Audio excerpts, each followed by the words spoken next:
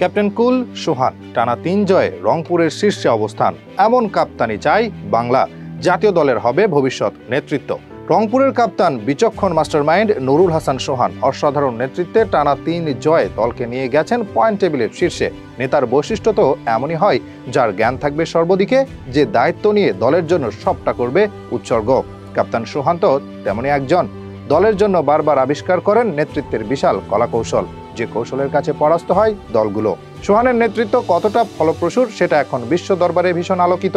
কেননা এই সোহানের নেতৃত্বেই তো কিছুদিন আগে প্রথমবার বাংলাদেশ থেকে গ্লোবাল সুপার লিগে অংশগ্রহণ করা রংপুর রাইডার্স শিরোপা অর্জন করে সফলতার সাথে। ধুঁকতে ধুঁকতে গ্লোবাল সুপার লিগ শুরু করা দলটা সোহানের চুম্বক নেতৃত্বে রাজার মুকুট নিয়ে দেশে ফিরে নতুন এক ইতিহাস রচনা করে। উইকেটের পেছন থেকে সোহান যেন বনে যান ভারতের ঠান্ডা মাথার মাস্টারমাইন্ড MS ধোনি। আর হবেন নাই বা কেন?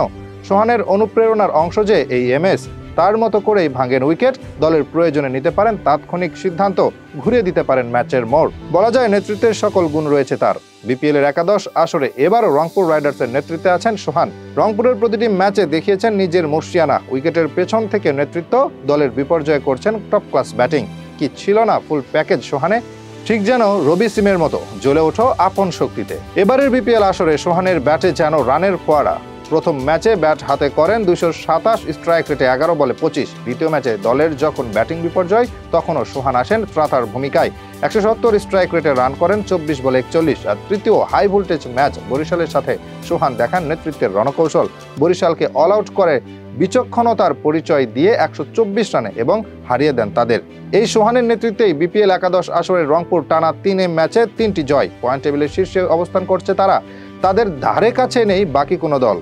রংপুর রাইডার্সের হয়ে এবার নিয়ে 3 আসরে অধিনায়কত্বের দায়িত্ব পালন করছেন এই উইকেট কিপার ব্যাটার।